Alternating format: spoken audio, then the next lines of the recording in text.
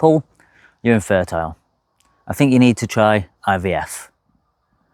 I looked at the doctor in shock, thinking, how could this be? I'm only 35, I'm infertile.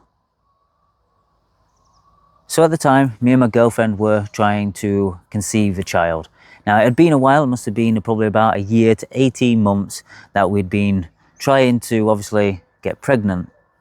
So we both went to obviously the doctors to find out if it was either me or it was our lass. Which one was it? Because our lass was getting to obviously being about 34. So for her, as women get older, they get to that point of where they either can't have kids or they can because they get into a certain age. So she'd obviously tried, made sure that she was okay. I went for a sperm sample. But I wasn't expecting for them to tell me that I was infertile. Because generally I didn't ever think that I would ever be infertile. So I spoke to them, we ended up getting an appointment. I spoke to them, they asked me about my life and what things I've done. I said, well, I've got ulcerative colitis, so literally the last 12 years I've been on many different medications. I used to go to the gym, so I used to have protein shakes and I used to eat pretty clean, so that used to be all right. The doctor looked at me and said, you had protein shakes? I was like, yeah, what's wrong with that? Protein shakes have been known to make people infertile. I thought, what? I literally looked at him and thought, what? What are you fucking on about? Protein shakes you make people infertile. So I just thought, you know what? I don't think you've got a fucking clue. So then as I sat there, carried on listening to them saying, oh, well, it could be the protein shakes or it could be the fact that, you know, you've taken medication in the past. So then I went, all right, then, let's have a deep dive into this. We left the appointment, went home and I started researching into, obviously, the side effects of certain medication. Okay, so I'm just going to quickly interject into the video as I am editing it. Basically, I knew it was the medication because probably about 5-6 months prior, I ended up going for a sperm sample because we wanted to find out if I still had some swimmers. So it was quite low, it was about 2 million. There was mortality rate, which wasn't too bad either. So I knew that I was still fertile a few months ago, and the only thing that I did differently was have steroids. But yet the doctor was pleading and saying it wasn't that, or they're not sure. It's more likely the fact of it's being the protein shake. Anyway, back to the rest of the video. And do you know what I found? Prednisolone can actually cause infertility while you're taking it.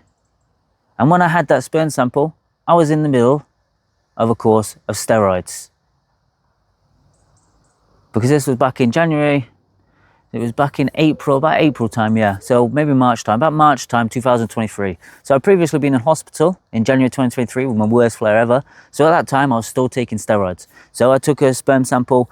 Obviously I would have told the doctor that I was taking them. Not once did he say that it could end up messing up with this sample or giving you a false reading or giving you like infertility while you're taking it.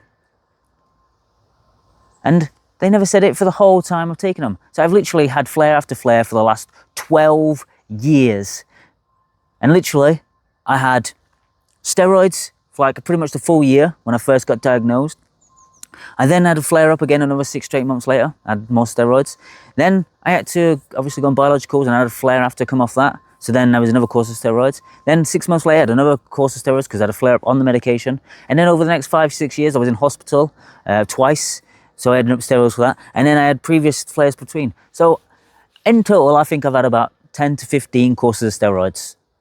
And not once did a doctor tell me that they can cause infertility. Because I know for a fucking fact, I would have never ever taken the medications. I would have tried something else. If I knew that was a like an issue that would come up or, you know, a side effect, I would have never ever fucking taken them. This is what's taking the fucking piss. I am so angry and so annoyed that the doctors give you a medication and say this is the best thing and the only thing that's going to get you reducing the inflammation, but they don't tell you what other things it can cause. So I went back to the next appointment and I said, you do know I was on Prednisolone, I was on steroids when I took that sample. And then they said to me, oh, it shouldn't affect it, you know, it shouldn't affect it because there hasn't been any proof showing that it's, you know, that can cause infertility. So I said, all right then, when I come off the prednisolone and it's been about 6 weeks, I'll do another sample. So it come to about 6 weeks later after doing the sample, 6 weeks later after doing the tablets. Do you know what happened?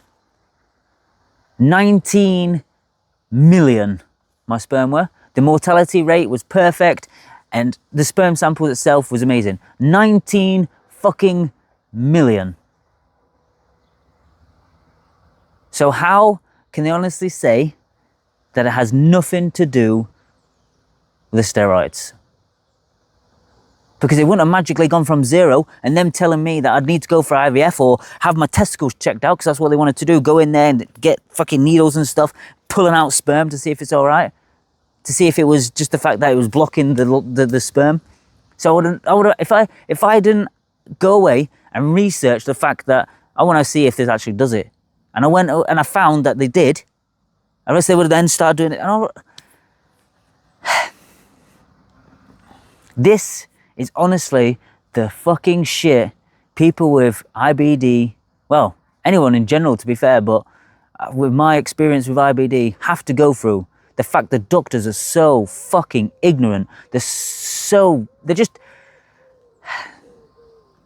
I could have ended up having to spend about 10 grand on IVF if I decided to listen to them and not bother going to, you know, wait until after I finish the steroids and everything else and make sure they're out of my system to have another sample. If I just listened to them and did exactly what they said, it would have cost me 10 grand to go for IVF, which I didn't even need. Like, what the fuck? Not just that, imagine how many other people have taken this steroids and not even realised it can make them infertile. I bet you're one of them. I bet you're watching this right now thinking, fuck. No, I didn't know that. Not only does it affect my joints and make my bones brittle, not only does it actually fuck up my immune system, not only does it make me feel like utter garbage and depressed and make me feel like, you know, the world's getting on top of me, but now they're also making me infertile. I think the time now is to really think about what you want to do moving forward. Do you really want to be taking these harsh fucking, like, inflammation, bloody whatever they are, just so you can reduce the inflammation? Or do you actually want to get to the root cause of why all these flares are happening and why you should be actually being a scientist in your own life and figuring this shit out for yourself? Because I've now been in clinical remission for nearly 2 years, like about a week now from now, I will be 2 years I've been in clinical remission from doing what's inside my protocol, which is the top link in the description. I'm telling you now that if it wasn't for me coming up with this protocol and doing like everything I needed to do to actually heal, I'd end up with a stoma bag. So I'm urging you, like, I don't understand how much this is going to be, like, so important. I really, really want you to get healed. I want you to get in remission as fast as possible. So then you, if you're currently on steroids, you can come off them, like, as fast as fucking possible. Or if you are just being diagnosed and you're bleeding out your ass profusely and the doctor's saying to you, oh yeah, what we're going to do is we're going to give you a course of steroids. We're going to give you this Octasar or Absirapriathine or Mercaptopurine. Or you might be in hospital thinking, fuck, I might have to have my large colon removed because the inflammation is that bad. I'm urging you to really take control of your life back. The course goes into everything that you can possibly think of. It goes into how and why you actually get these flares in the first place and getting over the emotional triggers that happen. Because pretty much every person who gets IBD, it comes from a traumatic event. So we need to get back to that traumatic event and heal the trauma. Because every time you have a thought about it or things that's happened around the time that you had the trauma, it brings up symptoms. How many times have you rushed off to the toilet for a shit thinking, oh, I wonder what that was. I wonder if it was the food I've eaten. So it gets into all the emotional triggers and the trauma of around food, as well as actually the incident that actually caused the flare-up in the first place. Then for the 90 days, I get you eating the best nutrient-dense foods on the planet. which actually help heal and seal your bowels, as well as removing all the irritants like fiber, carbs, processed sugars, everything that can possibly irritate this disease. They also go into exercise, because so many people either stop exercising when they have a flare, or they weren't exercising in the first place, which will help you feel stronger, less fatigue, actually help you healing faster, because everything in the protocol is literally linked together to getting you where I actually want you to be, which is back to living a normal fucking life again. Not having to take these steroids, not having to basically live like a passive patient doing what these doctors are telling you to do. I know that what's inside the protocol will get you the result that you want. But if you want to keep watching my videos just to, you know, make you feel better, make you feel like, you know what, I'm relatable to this person, I know exactly what he's going through, then that's fine. But if you actually want to be the scientist and the researcher and the detective of your own life, then it's the top link in the description. And let's start your healing journey today. If there's any other content you want me to show on the video, no. If there's any other content you want me to show on the channel, then please write in the comment below, and I'll see you again next time.